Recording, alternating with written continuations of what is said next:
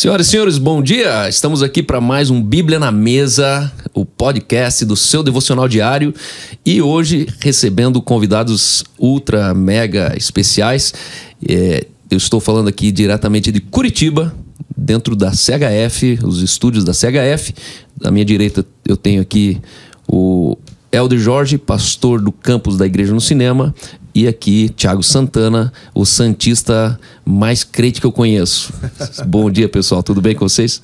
Bom dia, Cal, bom dia, Elder, pessoal aí da equipe. Muito bom estar aqui, um prazer muito grande. Espero que, bom, pelo que eu estou vendo, vai ser divertido também, né? Se não for divertido, não vale. Bom dia, bom dia. Bíblia na Mesa foi um clássico aí dos últimos anos da pandemia. E agora, iniciando no formato de podcast, estou muito feliz de fazer parte dessa primeira sessão. Deixa eu fazer um comentário aqui. Minha primeira live no Instagram foi aí, Bíblia na Mesa. Olha aí, ó. O Cal me chamou para fazer uma live, eu nem sabia como fazia a live. Você estava na logística ainda? Eu tava começando. Tava ainda trabalhando secularmente, começando a tentar entender esse negócio de Instagram.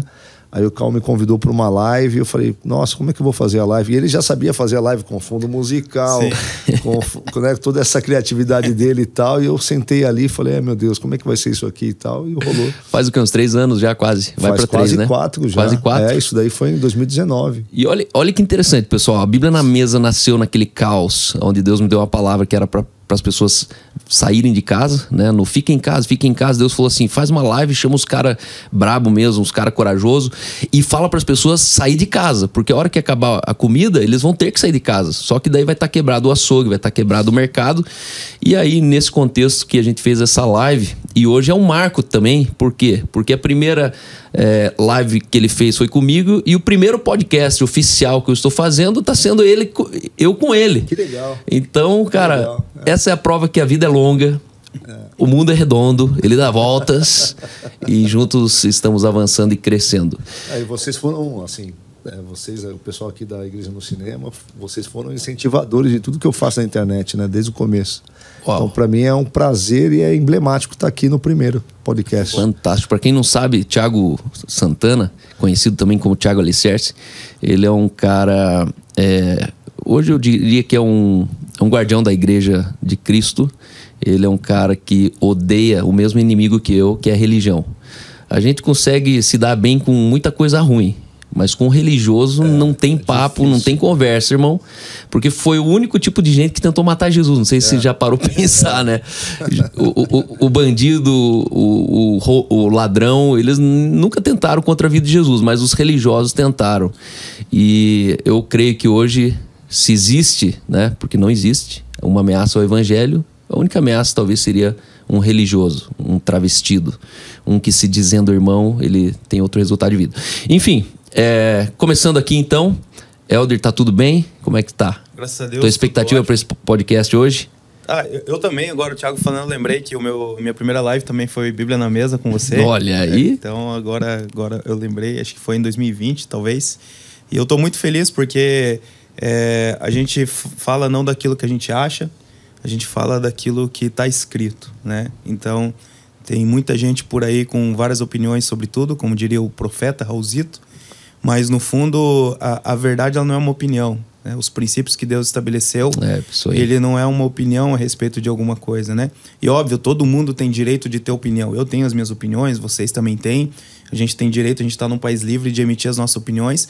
A gente só não pode fazer das nossas opiniões verdades absolutas, exato, princípios eternos, porque aí a gente está adulterando a palavra de Deus. Então eu estou muito feliz porque eu estou diante de 2 pessoas que eu respeito, primeiro como homem, e também o ministério de vocês, e eu acredito que é justo para as pessoas que estão nos ouvindo saber que elas estão ouvindo pessoas de verdade. Que é a mesma coisa que nós somos na internet, no podcast, nós somos na nossa casa, nós somos na igreja. Então eu estou muito feliz de estar com pessoas de verdade falando sobre a verdade. Fantástico. E entendendo que Bíblia na Mesa é um devocional diário, eu quero convidar você, onde você estiver nos ouvindo, a você abrir teu coração, abrir sua mente, permitir que uma palavra fresca de Deus norteie o teu dia, talvez transforme a tua semana e com certeza impacte a sua vida.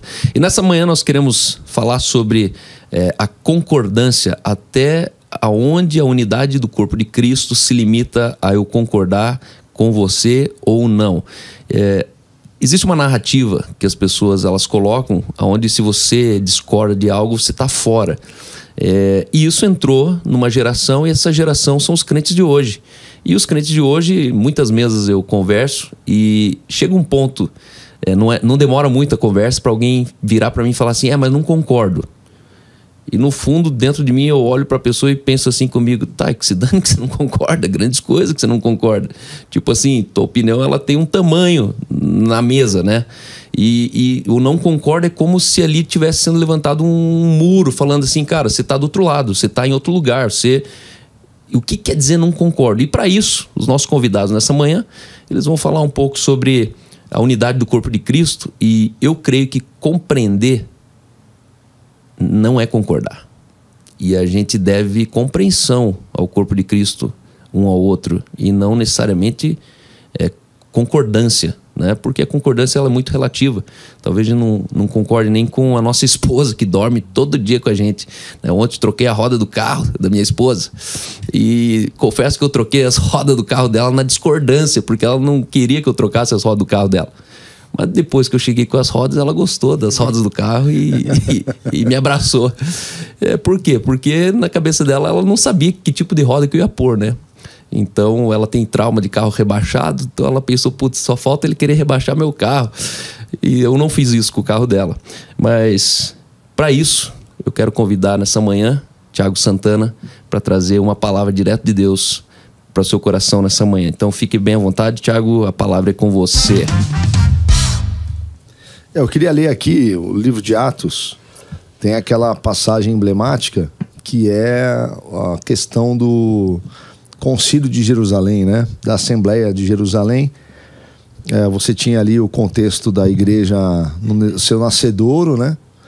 E eles estavam aprendendo a ser igreja. Eram todos judeus que tinham crescido no judaísmo, e agora eles tinham tido a experiência de ter caminhado com o Messias, de ter ouvido a doutrina de Jesus, e eles estavam tendo que agora tomar decisões sem a instrução direta, expressa de Cristo, né? Eles tinham recebido o Espírito Santo e agora é com eles. E aí foram levantando-se várias questões, né? Porque, por exemplo, imagina que todos eles eram judeus, circuncidados, né? E tudo mais, e agora começa a pregar o evangelho, começam a surgir os convertidos que não eram judeus, que tinham todos aqueles hábitos, e aí eles não sabiam se eles tinham que fazer com que os convertidos tivessem as práticas ritualísticas, né, e cerimoniais do judaísmo, toda aquela celeuma, né? E aqui o texto vai dizer, né, que eles se reuniram para decidir. Eu vou fazer uma leitura aqui do texto. Fique à vontade. Tá bom? Atos 4, certo? Atos 15. Atos 15. Então vamos lá. Atos 15. Eu vou ler aqui do versículo 4 em diante, para ser mais curto, né? E quando chegaram a Jerusalém, foram recebidos pela igreja e pelos apóstolos e anciãos, e lhes anunciaram quão grande coisas Deus tinha feito com eles. Alguns, porém, da seita dos fariseus, que tinham crido. Olha só, tinha até fariseus convertidos aqui, né? Se levantaram, dizendo que era necessário circuncidá-los e mandar-lhes que guardassem a lei de Moisés. E congregaram-se, pois, os apóstolos e os anciãos para considerar esse assunto. Então veja aqui, os apóstolos e os anciãos, né? Ali já tinha gente madura e respeitada, né? Junto com os apóstolos. Que isso é uma coisa muito legal, né? Que é importante na igreja. A gente sempre está levantando os anciãos, gente madura, sábia, né? E aqui, 7. E havendo grande contenda, levantou-se Pedro e disse-lhes: varões, irmãos, bem sabeis que já há muito tempo Deus me elegeu dentre vós para que os gentios ouvissem da minha boca a palavra do evangelho e crescem. E Deus, que conhece os corações, lhes deu testemunho, dando-lhes o Espírito Santo, assim como também a nós. E não fez diferença alguma entre eles e a nós, purificando os seus corações pela fé. Pedro está se referindo a Cornélio, né? A conversão de gentios ao Senhor, que receberam o Espírito Santo, mesmo não tendo passado pelos ritos judaicos, né? É interessante que o Espírito Santo estava ensinando eles a ser igreja na raça, né? Era uma coisa louca, né? E 9, não fez diferença alguma entre... isso eu já li. 10. Agora, pois, por que tentais a Deus, pondo sobre a serviço dos discípulos um jugo que nem nossos pais, nem nós podemos suportar, mas cremos que seremos salvos pela graça do Senhor Jesus Cristo. Exato. Como eles também. E aí vai desenrolar toda essa história, né? Depois Tiago, que era irmão do Senhor, toma a palavra, e aqui no versículo... no finalzinho aqui, né? Ele vai dar uma espécie de veredito aqui. Tiago se levanta sendo muito respeitado, né? E aí ele vai dizendo aqui nos versículos aqui subsequentes, né? O capítulo é longo, não vou ler tudo. E aí eles saem dali com algumas coisas decididas, com algumas coisas acordadas. Então, assim, eu vejo esse texto como uma referência para nós, no sentido de que é lógico que é importante a doutrina, é importante as posições teológicas, né? É importante tudo isso. Porém, muitas coisas nós não vamos concordar. Não vamos, porque existe essa liberdade no cristianismo de você ter enfoques, você ter pontos de vista, né? Pontos de partida. Isso é natural e é saudável, né? E isso não pode atrapalhar o relacionamento, não pode atrapalhar a amizade. Já pensou se, por exemplo, eu estou aqui com vocês em Curitiba, na Central House Fellowship. Vocês têm uma cultura totalmente diferente da minha, embora nós estejamos no mesmo país. Eu venho do litoral, venho da praia de São Paulo, vocês estão aqui em Curitiba, no Paraná. Tem muito essa cultura alemã, né? Hoje de manhã lá no hotel, no café da manhã, eu chamei minha filha e falei: filha, isso aqui é uma cueca virada. Você só vai comer isso aqui no sul do Brasil. É Paraná, Santa Catarina e Rio Grande do Sul. Em São Paulo não tem isso aqui. Se tiver, não vão dar esse nome. Vão dar outro nome, vão chamar de bolinho de alguma coisa, mas de cueca virada é aqui. Então você pode dizer para suas amigas na escola que você comeu cueca virada e todo mundo vai dar risada. Então não tem como é que a gente vai concordar em tudo se nós somos tão diferentes? Agora, nós podemos nos amar, nos respeitar, ser abertos para aprender um com o outro, sabendo que nas coisas principais nós concordamos. E em coisas secundárias nós podemos discordar sem que isso atrapalhe o relacionamento. Exato. Eu gosto de dizer assim que se eu encontrasse o Helder de 3 meses atrás, se a gente sentasse num debate, a gente já ia discordar. Eu comigo mesmo. De 3 meses. De 3 meses. Não precisa nem ser 3 anos. Não, 3 meses. Talvez às vezes até de uma semana. Por quê? Porque a gente cresce. A gente tá crescendo, você tá... Esse som aí da bateria me lembrou o demônio do Rá-Tim-Bum. Conhece o Não, eu só conhece o demônio do desenho crente. Lá em casa era proibido TV naquela época. Naquela época era do diabo. Não, porque tem crente que diz que você cantar Rá-Tim-Bum no Parabéns Pra Você é invocação de demônios. Olha, é louco isso. Ixi, Maria, soltei o Maria aqui.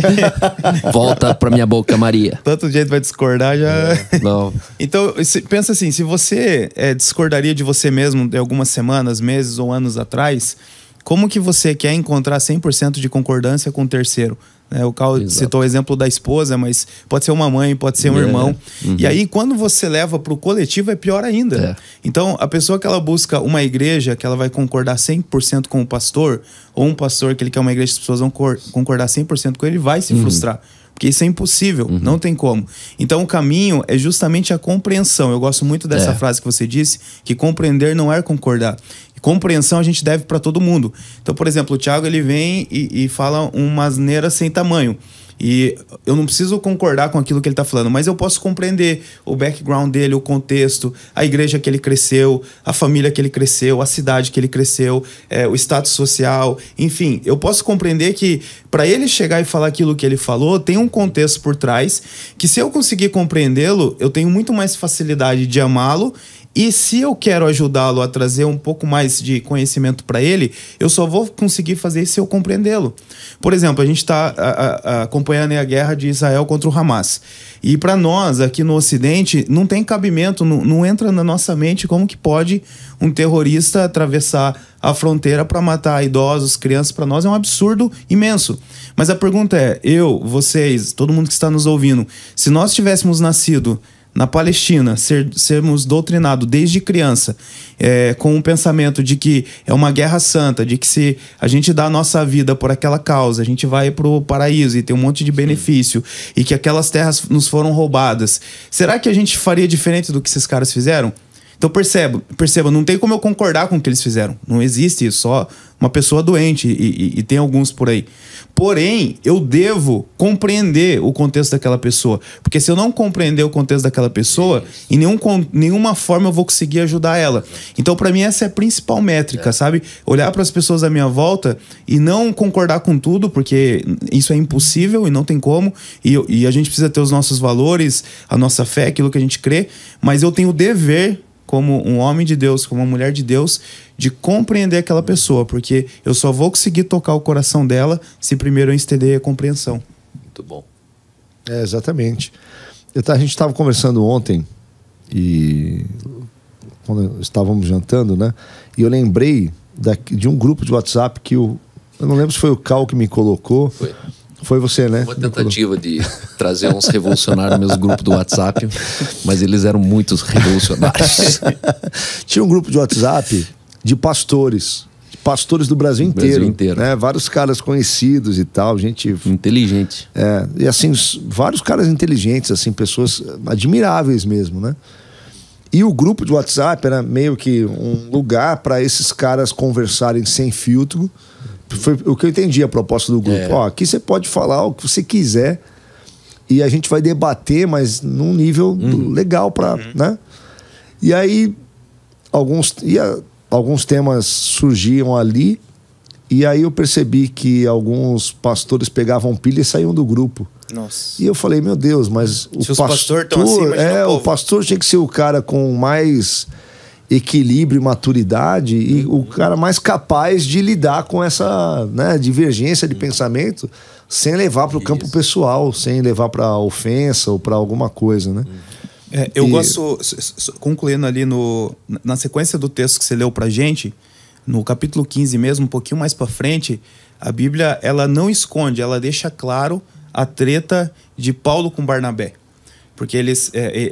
Barnabé ele quer trazer de volta João Marcos, que era um discípulo, alguém que estava junto, só que Paulo achou que ele fugiu da raia, que ele largou os bets, deixou o arado para trás, e a Bíblia deixa claro que Paulo achava que o João Marcos era Nutelinha. Então. E a Bíblia deixa claro que eles tiveram uma desavença tão grande, mas tão grande, que eles se separaram. E aí Barnabé vai com João Marcos para um lado, Paulo chama Silas e vai para o outro lado. Então, essas desavenças, esses desacordos, ele é inclusive bíblico. Você pega confrontos de Paulo com Pedro, que eu fico imaginando a cena, a gente acha que é tudo bonitinho, mas com certeza esses caras metiam o dedo na cara um do outro e falaram, cara, você tá tentando judaizar, você se acha o bonzão, porque você fala grego, que você fala isso, Então, se a gente se apegar nessas pequenas coisas, a gente se distrai com aquilo que realmente importa. E para mim esse é o grande perigo de nós nos dividirmos por causa de discordâncias. E aí eu tenho falado para algumas pessoas próximas que o problema do Brasil é que a gente não tem perseguição. Então a gente está com muito tempo livre para ficar enchendo o saco um do outro, para ficar arrumando confusão onde não tem. Porque se levanta uma perseguição no Brasil de verdade, não interessa mais se você é presbiteriano, se você é batista, se você é assembleiano, se você é calvinista, se você é arminiano. A gente precisa se unir como corpo de Cristo. É o que está acontecendo em Israel. Tem uns caras aqui no Brasil que eles ficariam do lado dos perseguidores, né? Tem isso também, né? Tem um pessoal que está mais ideológico, político do que bíblico, né? Que eles vão ficar do lado dos caras que estiverem apertando o gatilho. Isso é verdade. Tá claro, né? E vai usar algum relativismo para justificar isso. Mas de uma forma geral, aqueles que são crentes de verdade e honestos, eles vão perceber, cara, o que está acontecendo no nosso meio. Se estourou uma guerra, se estourou uma perseguição religiosa, a gente precisa se unir para enfrentar aquilo. E aí, quando o país ele é muito livre, tá muito de boa, as pessoas elas começam a arrumar problemas e discussões aonde elas não teriam o que fazer. O pastor Yun, o que escreveu o livro O Homem do Céu chinês, ele diz que a igreja chinesa era uma igreja muito unida antes de chegarem os livros americanos lá. Porque eles focavam na Bíblia, eles focavam naquilo que eles entendiam, que eles concordavam. A igreja cresceu e ela era unida. Quando começou a flexibilizar um pouquinho, foram contrabandeados alguns livros de teologia, a igreja chinesa começou a se dividir e ela se enfraqueceu. Então, não é que a gente precisa concordar com todo mundo, mas se a gente fica se apegando a essas pequenas coisas, Paulo ele poderia ter abandonado o evangelho, ou Barnabé falado, pô, se Paulo, que é o cara que eu mais admiro, tá com essa atitude aí, então não adianta, esse negócio de evangelho é uma mentira. Não, o que ele fez, Thiago? Ele simplesmente falou, cara, então vai para um lado que eu vou pro outro. Só que ele não se apegou a coisas mínimas ali. Um outro exemplo, Pedro, ele escreve na segunda carta dele, ele tá falando assim, ó, Paulo ensinou as coisas para vocês, eu sei que é meio difícil de entender, né? Ele tá falando assim, ó, nem eu não entendo direito o que Paulo escreve, mas ele é um homem de Deus, ele é um homem amado e não distorce aquilo que ele falou. Então percebe, desde daquela época eles tinham as discordâncias deles, mas eles não permitiram que essas discordâncias estivessem acima dos interesses do reino de Deus. E é importante a gente entender que pessoas sempre vão ser mais importantes do que coisas. E a sua opinião é uma coisa. Uma doutrina é uma coisa. Uma igreja é uma coisa. Um gosto é uma coisa. E a gente rapidamente coloca as coisas acima das pessoas e joga elas fora para ficar com a coisa. E aí eu percebo que isso é uma falta de inteligência emocional, você se associar às pessoas pela concordância. Por quê? Porque se você se associa naquilo que você concorda, você continua burro. Porque o que você concorda, você já sabe, você já conhece. Não faz sentido eu ficar andando com o meu semelhante. Eu preciso harmonizar a diferença. Eu preciso de alguém que traz para mim, estique mais o meu conhecimento no campo do desconhecido, que eu não conheço. Então tudo que eu desconheço, eu não concordo. Óbvio que eu não concordo, porque eu não tenho aquilo. E aí o que eu percebo? Que existe uma ditadura de pensamento hoje na cultura. Na nossa cultura é uma ditadura de pensamento. Ó, você não acredita assim, então cai fora. Cara, você tá louco? Aí a gente vai andar com um bando de gente burra aqui dentro. Não, se você pensa diferente, continua entre nós. A gente só precisa de estômago para te aguentar aqui. Né? Mas eu fico pensando, que geração... a gente é muito sensível a ponto de sair de um grupo do WhatsApp porque eu não concordo. Pô, você tá saindo de um casamento assim, por isso que tem muito divórcio. Eita. Quanto divórcio que é o cara que ele não concorda com a mulher dele? Só que você não casou baseado na concordância, você casou baseado na proposta maior. Eu me lembro quando eu fui candidato a deputado estadual, eu perdi na reta final ali pelo menos uns 1.500 votos. Uma grande igreja aqui da cidade me apoiava e eu sempre tive uma consciência que eu precisava ser gente não crente concorrendo às eleições, logo precisava me comportar na polis e não na eclésia, né? Eu precisava não representar a igreja, eu não queria ser um militante da igreja, e fui lá conversar com o fundador do movimento LGBT, chamado Tony Reis, e no meio da conversa, entrevistando ele, o povo crente ficou alarmado. Porque onde já se viu, cara, você se vendeu, você está se associando, você apelou para ir buscar voto dos gays. E no meio da minha conversa com ele, eu falei, Tony, você realmente acredita que compreender não é concordar. Então você acredita que a gente não precisa concordar com você, certo? Mas você está pedindo a nossa compreensão. E a nossa compreensão a gente sempre vai dar. Aquele cara me surpreendeu na postura dele, que ele falou assim, cara, a gente nunca quis transformar ninguém em gay. Só que a gente sabe quanto um gay sofre porque a gente é gay. A gente sofre o preconceito e tal. E aí eu vi o quanto a igreja ela era sensível na concordância, porque o cara que ia votar em mim, por um ponto, ele não votou. Então ele já não sabia por que ele estava votando. Porque ele não sabia a proposta completa. Então quando a gente casa, quando a gente empreende uma igreja, quando a gente empreende um movimento, a gente precisa estar focado na proposta inteira e não naquele ponto que eu discordei. Porque essa ditadura de pensamento cria uma multidão de gente burra. E eu percebo que hoje, nas conferências do Brasil, as pessoas, os pares semelhantes, eles chamam para pregar quem eles querem ouvir daquilo que eles já sabem. E eu, volta e meia, eu pergunto, pastor, posso pregar aquilo que realmente Deus vai entregar para a igreja através de mim? Ou vocês querem ouvir aquilo que vocês já sabem? Porque eles concordam naquilo que eles sabem. E aí eles ficam meio assim e falam, cara, chama outro. Que eu não vou lá falar o que vocês já sabem. Eu vou lá falar o que o Espírito está dizendo sobre aquele assunto naquele dia na igreja. Eu não vou entrar na cartilha. E eu acredito que a doutrina tem sido mal compreendida, porque a doutrina tem sido o livreto da seita, né? Os gentios tinham uma doutrina, o judeu tem outra doutrina, e Paulo ele fala, cuida da sã doutrina. Porque tem uma que não está bêbada, mas as outras estão todas bêbadas, né? E eu costumo dizer que o reino de Deus não tem doutrina. A doutrina é um livro preto de capa a capa, onde não tem um parcial, porque já percebeu que é uma doutrina? É um parcial que a igreja menonita pega daquilo que ela crê na Bíblia, do Evangelho, aí a Assembleia, ela já pega outro parcial, e se você somar todas as denominações e pegar todas as doutrinas, você vai ver que uma se completa na outra. Só que por que elas decidem focar? Não, aqui é mais sinais e prodígios e maravilhas. Não, aqui é mais zelo pela Escritura. Aqui é mais poder. Não, aqui é mais palavra. Não, é para ter poder e palavra, é para ter Escritura, revelação e pó de ouro no céu. É para ter tudo.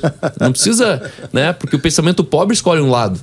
Né? A mentalidade da pobreza. Você sabe uma coisa interessante? Por exemplo, na internet, né? Eu faço aquele trabalho lá no Instagram de apologética e tal. E eu fico impressionado com a quantidade de pessoas que têm, assim, dúvidas que trazem para elas um sentimento, assim, de quase desespero em coisas banais. Eu vou dar um exemplo, né? Isso está na história da igreja, né? Porque na época da reforma, ali, século XVI, XVII, as pessoas se matavam por causa do tipo de batismo, né? Eles guerreavam e se matavam, literalmente, porque um queria batizar por aspersão, outro por imersão. Então se você é aspersão, vou te matar, e você é imersão, eu que vou te matar. E uma vez teve uma pessoa que me fez uma pergunta, achei engraçada, perguntou qual que era a quantidade de água certa para o batismo. Aí eu pensei, poxa, já pensou? Se começar a ter a igreja assim, ó, eu sou a igreja dos 500 litros com a água a 38 graus. Mas você consegue diferenciar quando o cara tá te sacaneando e quando ele tá perguntando? Não, mas sério? eu consigo. Não, mas às vezes parece, mas não era o caso ali. É inocência. E eu disse para a pessoa... Depois que a gente concordar na litragem, alguém vai perguntar quanto que é a temperatura. Exatamente. Aí a gente continua exatamente. E é interessante, né? Durante a pandemia, que as pessoas muita gente ficou dentro de casa e muitas igrejas faziam até a Santa Ceia online, né? E aí eu lembrei da história de um missionário, eu não lembro de onde que vem essa referência, mas eu lembro que eu tenho essa história bem forte assim na minha memória, de um missionário que estava na África, e ele começou a pregar e juntou um grupo de pessoas numa região distante, né? Então ele não tinha acesso à farinha de trigo e não tinha acesso à uva. E ele queria fazer a ceia com aquele pessoal. Então ele fez a ceia com uma raiz, né, no lugar do pão, né, como se fosse lá um cará ou uma batata doce, alguma coisa assim. E aí tinha uma outra planta que tinha um suco vermelho e ele usou para fazer a ceia no lugar do pão, lá o tubérculo, né, e no lugar do vinho um suco vermelho de alguma coisa lá, uma fruta, alguma coisa lá.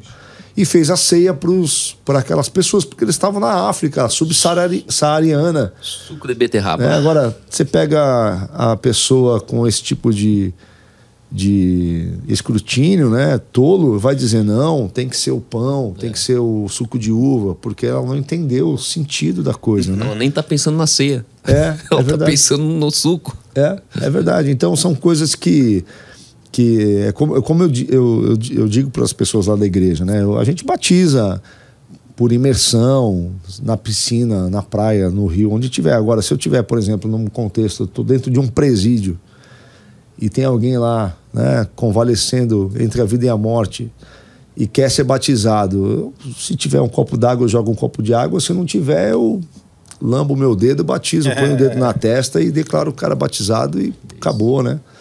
Mas as pessoas se apegam a essas coisas. Uma outra coisa que eu gosto de pensar é que Jesus, ele nunca deu uma instrução que a gente seria conhecido pelas nossas convicções teológicas. Mas Jesus, ele disse que seria pelos nossos frutos. Então, hoje, os crentes, eles não estão mais julgando os outros pelos resultado. frutos, né? Julgando as atitudes dos outros para definir se o cara realmente ele é irmão, se realmente ele tá se Parte da corrompendo. igreja nem entende o que é fruto. Tem gente que pensa que fruto é resultado, confunde tudo. Mas aí qual que é o problema? igreja cheia. Mas aí qual que é o problema disso? O problema é assim, ó, hoje acontece assim de você ver pessoas que elas enchem determinadas igrejas, que elas seguem determinadas pessoas, porque elas concordam teologicamente com aquela pessoa, mas o cara ele não faz a menor ideia que aquele cara não tem frutos de arrependimento. Isso. Que se você pegar a lista de Gálatas lá, os frutos do Espírito, ele não acerta nenhuma. Sabe? O cara gabarita das obras da carne, mas os frutos do Espírito nenhum. E aí eu conheço um rapaz que ele tocava com uma das maiores bandas do Brasil, gospel. Os caras toca Descende e tal, muito famoso mesmo no Brasil. É o Só acima da média, não? Hã? O acima da média, Não. E esse é um amigo íntimo que ele tocava com eles, ele tocava teclado e ele tava viajando pelo Brasil inteiro com essa banda, tocando em todos os lugares. Inclusive, ele tava tirando passaporte para ir tocar no Descende americano. E ele fala assim, né? O pessoal tocava, depois ia pro hotel, cada um ficava no seu quarto, eles não tinham comunhão, eles não tinham interação. E a gente, né, morava junto numa escola teológica onde a gente tinha muita comunhão. E ele falou que por quase 2 anos era assim. Até que um dia ele sentou com um dos líderes da banda e eles começaram a conversar no ônibus sobre paternidade de Deus, né? O líder da banda enxergava Deus como um pai mais carrasco, que ele ia fazer as coisas à força, e ele começou a compartilhar que ele tinha uma perspectiva de Deus como um pai bondoso, amoroso, que assim como você não faz coisas más para os teus filhos e etc. Enfim, era uma discussão ali meio teológica, meio filosófica. E aí o cara olhou para ele e falou assim, cara, sério que você crê nisso? E ele, crê nisso como? Não, sério que você tá falando isso? Não, então a gente vai precisar conversar, talvez você vai ter que fazer um curso lá na igreja, etc. E depois desse dia, esse cara ele foi escanteado da banda, ninguém deu uma satisfação pra ele e simplesmente pararam de chamar ele. Só que esse cara, esse meu amigo, eu conheço ele há muitos anos e eu convivi com ele 3 anos. Ele era meu vizinho e eu conheço os frutos dele. É crente, né? É um homem de crente. Deus de verdade, padrão na palavra, no procedimento, na fé, um pai de família incrível. Ou seja, uma pessoa que tem frutos, paz, amor, longanimidade, domínio próprio, alguém que frutifica no reino de Deus, ele foi escanteado porque ele não concordava. Enquanto isso, as outras pessoas lá, os caras não têm frutos, mas eles concordam. E aí, a gente pode... É uma questão secundária, né? Uma questão secundária de ênfase. Exatamente. E aí, só que se você observar... Ele nem se pronunciou que ele discordava, ele só contou o que ele cria. Ele Exato. só expôs o que ele cria. Ele não estava falando assim, eu não concordo com a banda aqui. Ele não falou assim... E aí, pelo que ele cria, ele foi escanteado. Exato. Até Porque porque... assim, tem coisas... Por exemplo, a grande maioria dos erros teológicos, assim, graves, né? Eles são erros, assim, de coisas fundamentais. Então, por exemplo, se você pega alguém como aquele... Até eu comentei ontem aqui na pregação, né? E a gente pode falar dando nome abertamente porque é público, né? Você pega ali o Henrique Vieira, o pastor Batista, que hoje é deputado federal, ele diz, olha, Jesus foi um cara tão legal que o povo até disse que ele ressuscitou. Então ele está dizendo o seguinte, eu não creio que Jesus ressuscitou, não creio que Jesus é Deus, né? Então para ele Jesus é um povo emocionado que criou uma fábula. Que criou um mito, né? Um mito. Então assim, esse camarada, ele já foi capturado pela ideologia política, né? Ele já é ali um liberal teológico, né? E tal, e ele já abandonou a nossa fé. Então a gente vai... Nesse caso, a gente tem que criar uma linha de separação. Isso. Em termos de dizer assim, ó, a nossa crença é diferente, isso, mas ele é uma figura humana. É uma outra coisa, mas né? ele é uma figura humana, um ser humano que merece respeito, amor, né? Graça, misericórdia, compaixão e acabou. Mas tem que traçar uma linha, ó. A nossa crença é uma, a crença dele é outra, embora ele se chame de pastor e se chame de batista. Aí, ok, aí você tem uma questão fundamental. Aí você questionou o fruto, né? Que agora o que divide a gente é o fruto. E Paulo, ele é bem claro, ele fala assim, aquele que se dizendo irmão, aí ele pega e descreve um canalha dos nossos dias que congrega as nossas igrejas, ele fala assim, cara, na terceira vez, arranca eles do vosso meio. Entrega Satanás. Então o problema não é o não crente. O não crente a gente respeita, tolera, ama, exatamente, compreende. Sim. Agora, aquele que, se dizendo irmão, tem um fruto que é de outra origem, né? A água é amarga, ele E aí a gente precisa ser, nesse ponto, mais bíblico, né? A injustiça não anda de mão dada com a injustiça. A verdade não comunga com a mentira. A luz, ela não coexiste com trevas. E aí não interessa se o cara é pastor, se é isso, se é aquilo. Por quê? Porque humanamente, na divindade, na humanidade, a gente vai honrar ele e respeitar. Eu almoçaria com um cara desse. Sim, claro. Aliás, não existe um ser humano na Terra que me faz levantar de uma mesa se ele sentar pelo que ele acredita. Pode ser o maçom, pode ser o candomblé, um bandista, enfim. Por quê? Porque se algo me faz... Se o que você acredita me faz eu ter uma atitude de que eu não queria, né? Eu estou sentando aqui para almoçar. Chega um bandista e senta do meu lado para almoçar. Se o que ele acredita me faz levantar e comer em outra mesa, eu tenho um problema emocional muito grave. Sim. Eu não sei o que eu creio, por isso que eu estou me sentindo ameaçado por alguém se aproximando perto daquilo que eu creio. E é isso que está acontecendo nas igrejas hoje. Os pastores, eles estão trazendo pares iguais. Até brinquei ontem, quando o Thiago e o Justin lá do Canadá chegaram para a conferência, eu falei assim, não precisam cuidar para estragar o que a gente está pregando aqui na igreja. Porque os pastores, eles fazem isso. Eles trazem gente para pregar e eles ficam com medo que a gente estrague o que eles estão ensinando na igreja. Só que se eu prego alguma coisa que estraga o que um pastor está ensinando naquela igreja, o que ele está ensinando tem que ser questionado, tem que ser repensado. Porque como pode a gente pregar realmente a verdade e eu me sentir ameaçado que alguém venha pregar alguma coisa que estrague isso? Isso não estraga. É impossível. É mais fácil o cara passar uma vergonha ali, onde a igreja... E aí esse é o ponto. É mais fácil você alienar a igreja e proteger o púlpito, você ficar mensurando o que vai soltar do púlpito ali, do que você criar uma igreja que pensa e liberar o púlpito. Em 10 anos de igreja no cinema, eu nunca pedi para um pastor pregar para mim o que ele vai falar no cinema. Nunca. E eu não lembro de ter pego um microfone no final de um culto e despregado alguém. Por quê? Porque, na verdade, quando um cara fala asneira ali, eu tô de olho para ver quem que é o bobo da nossa igreja dando glória e dando amém. O cara fala uma besteira ali, tem uma irmã, aleluia. Você olha e fala, irmã... Tem gente que dá um aleluia no automático também, né? A pessoa dá um aleluia ali para se manter acordado. Já tá no gatilho, né? Principalmente daquela ala assembleiana, o pessoal mais do reteté, aquilo lá já... aleluia, glória a Deus. Mas eu acho, mas assim, isso que a gente tá falando é muito sério. Eu acho que todo crente que tá nos ouvindo precisa começar a ajustar o óculos da percepção de quem é irmão ou não pelos frutos, não pela concordância. Isso. A Bíblia diz assim, ouve todas as coisas e retém o que é bom.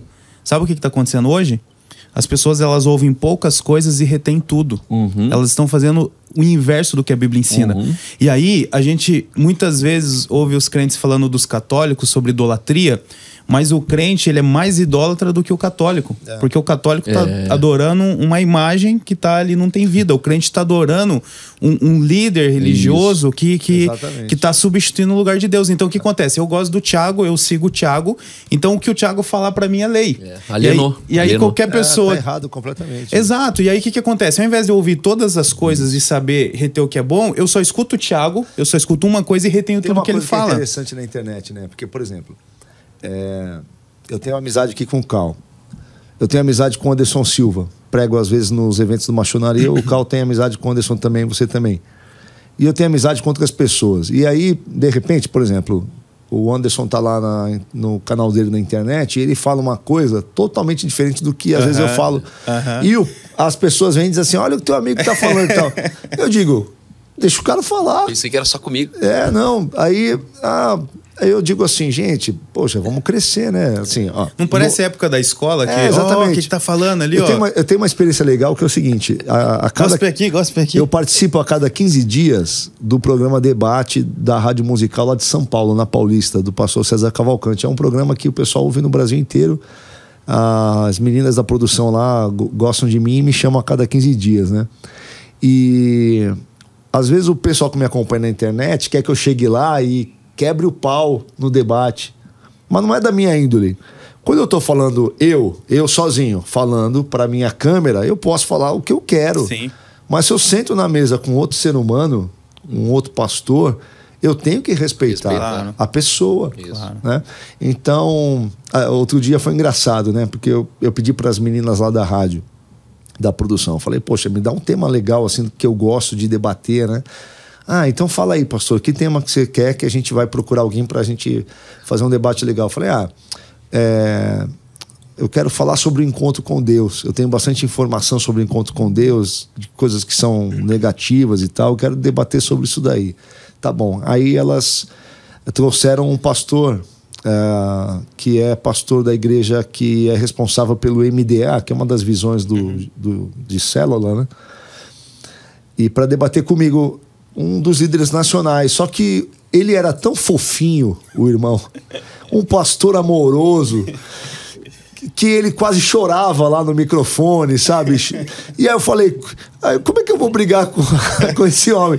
Mesmo discordando, que ele era da Igreja da Paz, né? Mesmo discordando naquilo, isso. Eu via nele... É inocente. Não, e eu via Cristo nele, Cristo, porque ele era uma pessoa amorosa, né? E tal. E eu falei, olha, eu tenho uma discordância aqui, mas eu não vou brigar. E às vezes o pessoal fala, você foi muito bonzinho lá, você tinha que ter... Não, mas outro dia eu debati com o Bispo G, que é o presidente da Renascer. Ele foi super amável comigo, foi, sabe, educado. Eu tenho discordâncias, mas então eu prefiro, às vezes, criar uma ponte, né? Pontuar, tal e tal assunto, considero que não é legal e tal, traz esse tipo de problema para as pessoas e tal. Mas não vou fazer disso ali um cavalo de batalha, né? Exato. E essa maturidade é importante porque, sem a gente perceber, a gente humilha as pessoas naquilo que elas creem.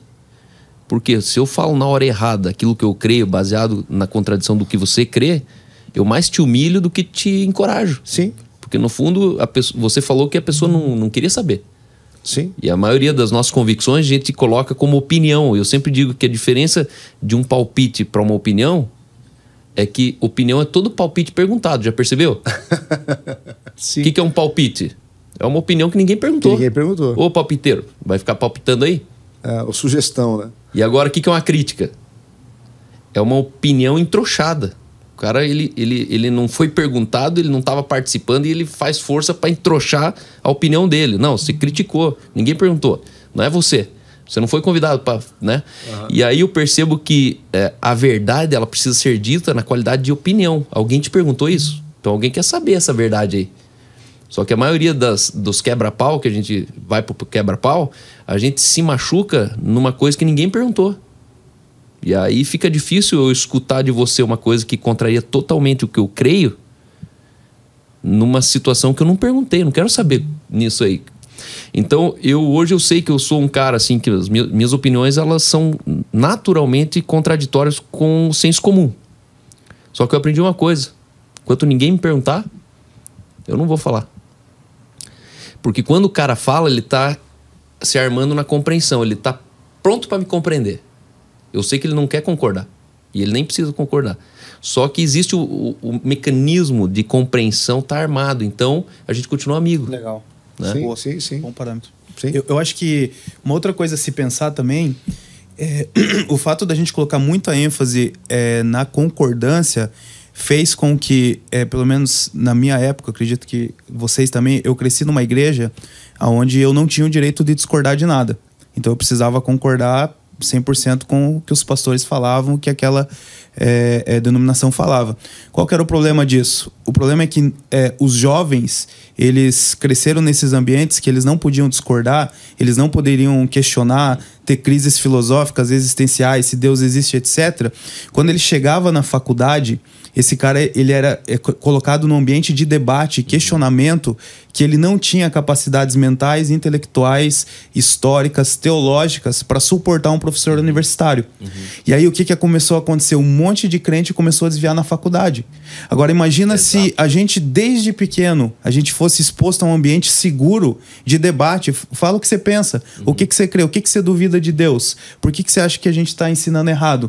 Se nós treinamos os jovens desde pequeno nesse ambiente de debate, quando eles chegam na faculdade, eles não vão se corromper, muito pelo contrário, eles vão dar um pau naqueles professores, porque eles estão treinados, a mente deles estão treinadas para responder qualquer pergunta.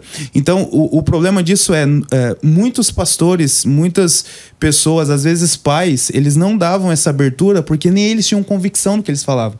Era uma reprodução do que eles ouviram do pastor anterior e do outro pastor. Só que hoje em dia você não consegue mais fazer isso. Hoje em dia você fala um negócio na igreja, o cara já tá no Google pesquisando para ver se o que você tá falando é verdade. Ontem você falou do QI do brasileiro, eu já vi gente ali do lado pesquisando no Google. Então hoje você não consegue mais dizer para um adolescente que é porque é.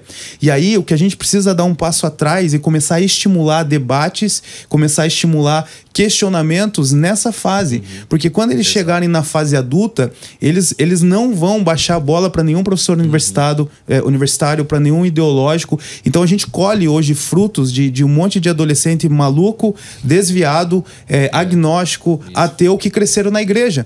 Porque olha só, olha o cenário. O pastor ensinou ele que ele não pode beber vinho porque se ele se embriagar, ele tá pecando. E aí esse cara, ele cresce, ele vai pra faculdade e os caras falam, não, mas não tem nada a ver, mas de onde que ele tirou isso? Não, mas tá na Bíblia, mas qual parte da Bíblia? Às vezes o cara que nem conhece a Bíblia, ele fala, não, mas aqui tá falando de se embriagar, não tá falando que você não pode beber. Interpreta mais o texto do que o crente. Exato, Cal. E aí pensa comigo, se o pastor, só pra concluir, se o pastor ele não conseguiu explicar um texto básico, o cara ele desqualifica toda a teologia que o pastor dele ensinou a vida inteira e agora o colega dele de faculdade é o novo teólogo dele. E agora ele vai comprar a visão de mundo daquele cara, visão de família, visão de sexualidade. O pastor alienou no menino, no professor da faculdade. E é o seguinte, o jovem, né? Eu falo isso muito para os meus filhos. Eles têm que entender o seguinte: a nossa fé, ela é uma doutrina no sentido de ser um ensinamento, né? Então ela tem ali um conjunto de ensinamentos. E eu sempre disse para os meus filhos, eu falo assim, você vai entrar na faculdade, na universidade, o professor vai querer te doutrinar a doutrina dele. Isso. A nossa doutrina é o cristianismo. Ela se baseia no fato de que Deus encarnou e ele dividiu a história. Então, assim, só que o teu professor, ele vai pegar uma outra doutrina de um filósofo, né, de alguma coisa que ele acredita, de uma ideologia política. Tu tem que entender o seguinte, aquilo é uma religião também. É um sistema de crença, tem tudo que uma religião tem sem uma divindade. Então, foi assim que eu expliquei para eles. Você vai ouvir e você vai questionar. E você vai entender o seguinte, Jesus Cristo é uma pessoa, com ele você pode ter um relacionamento. A ideia que o teu professor vai te apresentar na faculdade, na universidade, não é uma pessoa, é só uma ideia. Então, se você, toda vez que a tua fé estiver em crise por conta de uma ideia antagônica à tua fé, busca a pessoa de Cristo. Vai buscar a pessoa de Cristo. Excelente. E a pessoa de Cristo vai te orientar, porque Jesus vai intervir. Né? Então, assim, é interessante o que você estava falando, porque olha que engraçado isso. A última vez que eu estive lá na rádio musical, as meninas lá da produção vieram perguntar para mim, pastor, a gente quer fazer um debate sobre se pode beber bebida alcoólica. Se crente pode beber bebida alcoólica. E marcaram comigo para dia 1º de novembro. Porque elas sabem que eu vou dizer que pode.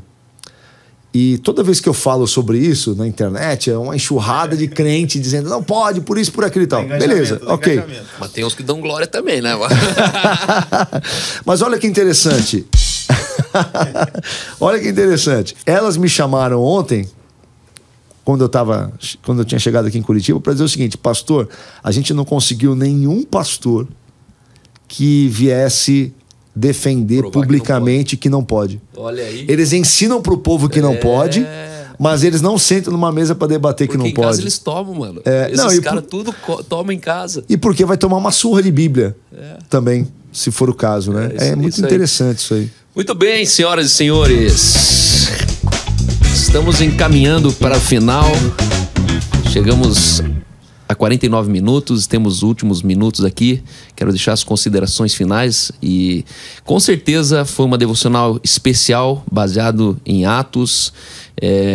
Isso precisa de fato ser um exercício. Não é proibido pensar, mas a questão é você se questionar quem construiu, quem colocou esse pensamento dentro de você. E imagina o seguinte, você no começo, em janeiro, começo do ano, você vai pro teu filho e dá para ele uma caixa de Lego. Sabe que o Lego, ele tem um kit, né? Tipo, ou é um bombeiro, ou é um helicóptero e tal. Aí imagina que teu filho, ele passa o ano inteiro montando e desmontando aquele helicóptero. Ou aquele bombeiro, aquela maquete. Aí chega no Natal, como tá tudo usado, tá muito gasto aquilo ali, você pega para esse filho e compra o mesmo kit de Lego para ele, só que como vai vir o priminho junto no Natal, você já compra 2 kits e entrega pro teu filho e pro primo dele na noite de Natal. Quando eles abrirem o presente, quem vai construir primeiro aquele helicóptero ali? Provavelmente o teu filho, que construiu e desconstruiu 20 vezes aquele helicóptero durante o ano. Pensar diferente gera medo nas pessoas, porque o helicóptero que elas carregam dentro de si não foi elas que construíram. E quando você traz um pensamento diferente, isso significa que você desconstrói um pouco daquele helicóptero e ela entra no pânico porque ela não sabe como que faz para construir de novo. E assim que eu entendo que é o reino de Deus, nós precisamos carregar uma fé baseado no que eu creio, não no que meu pai cria, não no que meu avô cria, não no que meu pastor cria, porque o reino de Deus não tem netos. E você será cobrado naquilo que você se dedicou a crer e entender. Então, cuidado com esse evangelho que construiu dentro de você e você fica desesperado quando alguma outra verdade chega perto, porque na verdade você é incapaz de construir aquilo. Então, eu sugiro que você comece a desconstruir e construa de novo. Comece a desconstruir. Nessa manhã aqui, por exemplo, cada um trouxe seu helicóptero na mesa. Em alguns momentos a gente desmontou todos eles. E agora eu estou montando ele de novo. Só que a diferença é que entrou uma pecinha melhor aqui. Já coloquei uma hélice diferente ali. Já tem 2 hélices, baseado no que o Thiago me falou, no que o Helder me falou. E a verdade é que é fascinante. O conhecimento, ele é infinito. Por quê? Porque todos os dias, quando nós nos esvaziamos, à medida que nós enchemos de novo, nós temos algo fresco, nós temos algo novo, nós vivemos nessa novidade de vida e isso é maturidade. Então, quero agradecer muito a presença de vocês nesse primeiro episódio do Devocional Bíblia na Mesa, esse podcast diário. E gostaria que você deixasse as considerações finais aqui, Thiago Santana. Legal. Eu vou ler uma frase aqui. Essa frase, geralmente as pessoas citam ela atribuindo ao Agostinho, não ao Agostinho Carrara, né? Ao Agostinho de Hipona. Mas não é do Agostinho essa frase. Essa frase é de um luterano do século XVII. Mas, enfim, ela é bem conhecida, que é o seguinte: nas coisas essenciais, unidade; nas não essenciais, liberdade; e em todas as coisas, o amor. Né, ou a caridade. Então, naquilo que é essencial, Cristo é Senhor, Cristo é Deus, né? Só Jesus salva. Nisso, unidade. Nas outras coisas, nas coisas secundárias, liberdade, né? Mas em tudo, independente destas coisas, devemos nos amar uns aos outros, respeitar, né? Contei aqui até ontem, eu participei de um podcast com o pai de santo do Candomblé, né? E lá em Santos, e os jornalistas achavam que eu não ia ficar à vontade, que nós não iríamos ficar à vontade, e no final eu saí amigo do pai de santo, porque ele era uma boa pessoa, era agradável, educado, né? Nós temos crenças diferentes, mas somos pessoas, né? Ele é feito à imagem de Deus, então tem que ser assim, em tudo tem que prevalecer o amor. Muito bom, obrigado, Thiago, Helder. Muito bom. Eu acho que a minha conclusão é que Paulo diz lá em Gálatas, capítulo 5, se eu não me engano, que foi para a liberdade que Cristo nos chamou e não se submeta novamente a julgo de escravidão. Então, todo pastor, todo político, todo líder que escraviza você na ideia dele, na ideologia dele, na teologia dele, ele está te pregando na cruz que você deveria ter morrido e ressuscitado juntamente com Jesus. Então, tome muito cuidado com todo mundo que não deixa você questionar, não deixa você perguntar, não deixa você ouvir outras pessoas, porque existe uma grande chance dessa pessoa ela estar te escravizando. Eles vão usar, obviamente, relativismos para tentar justificar isso, que está te protegendo, que é para você não se desviar, que teve fulano que estudou teologia e se desviou, que o outro aconteceu isso, mas tudo isso é falácia, tudo isso é mentira, não tem embasamento bíblico para isso. Muito pelo contrário, tem um relacionamento íntimo com o Espírito Santo, tem um relacionamento íntimo com as Escrituras, Porque é impossível você ser enganado se você se relacionar com o Espírito e com as Escrituras.